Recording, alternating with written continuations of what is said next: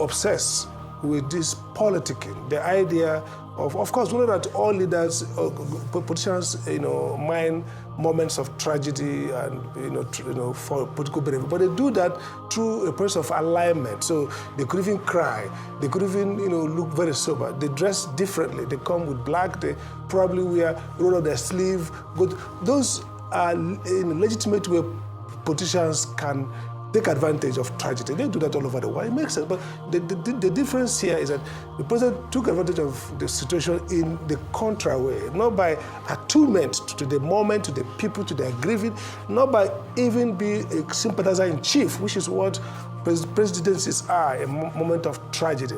So I think that the statements, and then talking about, you don't have to be liked, they don't like me, but I'm in power. It looked so arrogant, so self-possessed, and self-enthused. It didn't quite live up to the speech made by Tinubu Pablo Escobar yesterday in Benue State. Dr. Sam Amadi has done an analysis on it. By the way, Dr. Sam Amadi is a human rights lawyer and a political analyst. According to him, the speech reveals that Tinubu is self-possessed and is arrogant. Anyway, I don't doubt that. Right from time, that's what I've said, that Tinubu is someone that is full of himself. Yeah, if you are looking for a man that is full of himself, look for Tinubu. Why will you go and be making some sarcastic and careless statements where over 200 people were roasted? Let me use pidgin so that I don't get into trouble with Facebook. These guys, they roast them for their house. They roast them, and you went there. The one of the statement could make, many people don't like me, don't want to be president, but to them, the president. Was that necessary? Is that what somebody who the guy who say he lost 20 of his family members, is that what you want to hear? Anyway, Nigerians, I want to stop here. Let's listen to the video together now. Let me know your take on it. And above all, please give this a thumbs up. Kindly share, let the world say. Thanks and God bless you. Is the president's visit to Benue State a game changer for peace, or we're still beating about the bush on insecurity in that region, you think? Well, I think, to be fair, it's not anything close to a game changer. I think it's more of maybe political outcomes, good or bad, and there are a lot to say for maybe some good and maybe for some bad. But in terms of game changing, in terms of put an end to this recurrent tragic situation, I think nothing that happened actually improved that. In fact, one could argue that it worsened because the underlying issue here has to be whether one of two things: aggression against a community in quest of maybe dominance, ethnic dominance, or land grabbing, or good faith dispute over land ownership. So, and those are solved through strategic policy decision. First, the criminality. We conflate two things. Ethnic disputes can happen, and all over the country, there are communities that are struggling and quarreling. Some are in court, some are probably outside the official judicial system. So it's possible, and there could be process. Create a committee to sit together, resolve it. Conflict between herders and farmers are going to be recurrent, and it could be solved through strategic initiatives, economic policies, some kind of expanding the pie, give and take. But bare naked criminality of a terrorist nature. The first option, the first layer is, this is terror at a large scale.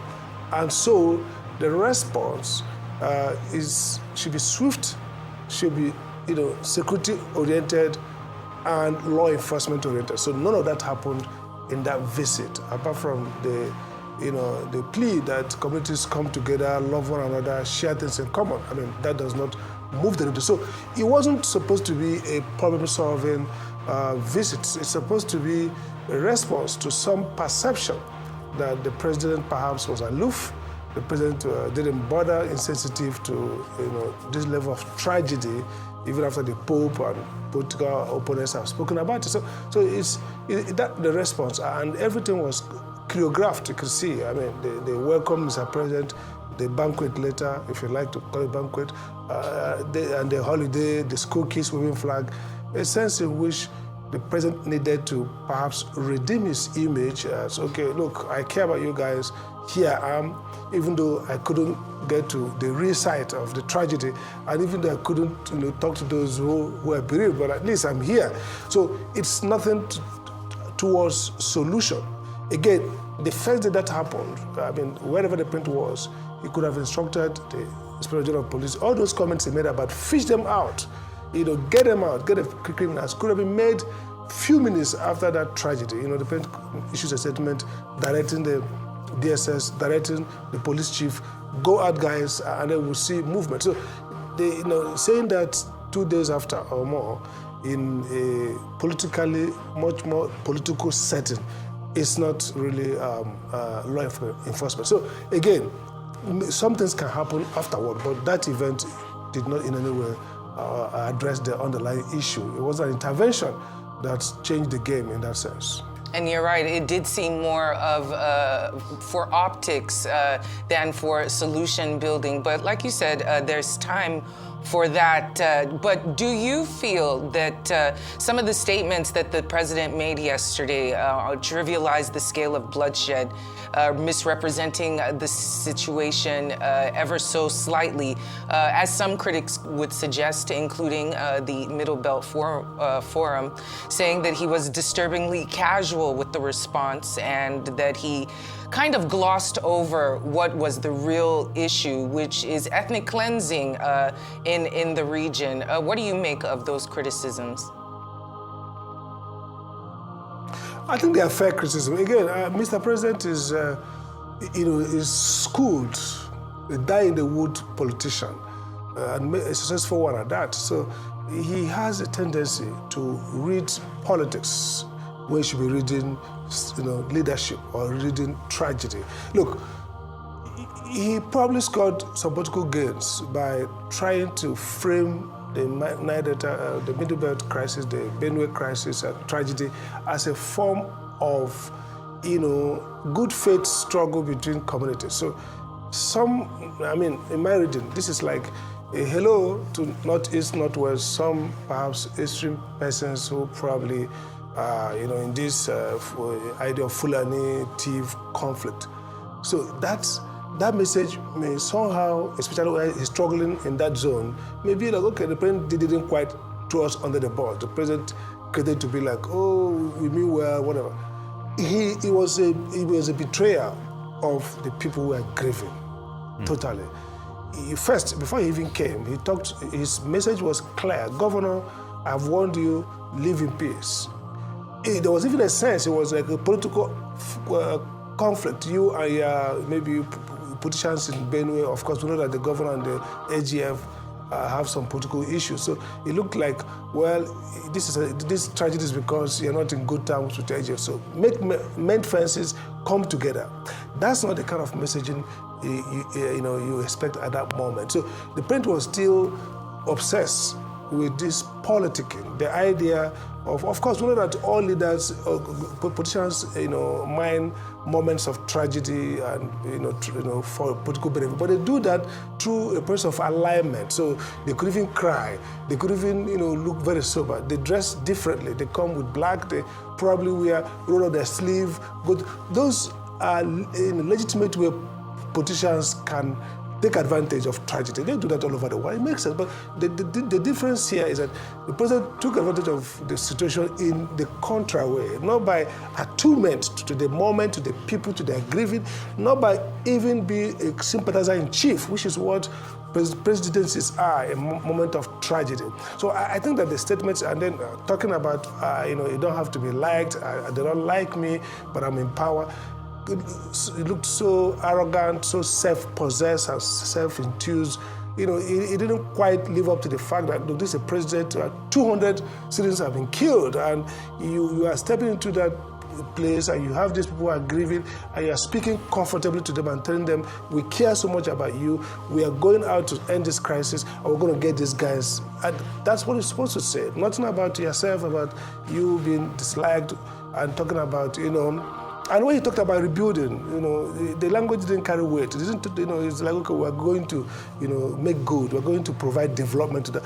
That was really, to be fair, very tragic moment for anybody who is thinking around the president as somebody sympathetic, engaged, and sensitive. So he kind of, solidified this perception his enemies or political opponents have that president doesn't care enough, president is aloof, is insensitive, he's basically more concerned with politics and political outcome. And the way that event visit was presaged with the governor issuing those memo, getting school kids to wave flags and wave and line up, that's not that day. That day required, the president from day one will look sombre, will look really grieving, and every action will align with the fact that this is an avoidable tragedy and the state is not happy and the president is leading this charge to succor the people and end this tragedy. I didn't say that. So the critics are right, absolutely, that the president didn't speak to the people who are hurting. He spoke to the political soundbites that probably has more political impact for him. And he tried to, not rock the boat when he actually had to speak so clearly against, invaders and aggressors. All right, Dr. Amadi, a quick one here, briefly. Still talking specifics, the president urged Governor Hyacinth earlier to allocate land for ranching. Do you think this is a major factor regarding skirmishes and killings in Benue State? And this has been lingering for some time now, even beyond the scope of this administration. Absolutely correct. I mean, okay, look, these solutions should be rigorously considered. So, assuming the president has come to the conclusion from briefing and expert view that ranching could be a very good solution to, let's give it to the president. He probably has more intel than we do. I probably have experts advising. But the point is, that's not the forum for that. That's not the forum to announce a controversial policy. Look, Buhari started this idea of maybe some special land to do ranching, and there are many constitutional and economic arguments against it and for. One example would be, why would the state provide cattle rearing is a private business. We know that states through industrial policy can support sectors, but that will have to be done in a broad way without necessarily spending for named individuals. That's one. Secondly, people argue there are great land, maybe in the northwest and the northeast. You look at the history of the north central, the middle belt particularly, the political history. It looks like kind of stoking the fire again to ask that people give land, which is really what they're fighting against. So I think that even if that's a real solution, it has to be kind of come to it through some better strategic communication, good faith, deal with the communities, bottom up, so people have, so okay, maybe, giving land for ranching is a win-win for both the farmers and the rearers. But this is not what we announce when 200 people have been killed, those 200 people and their families believe they were killed because invaders want to take their land. Very well said. Very well said, Dr. Amadi. Sure. Unfortunately, we could continue, but time has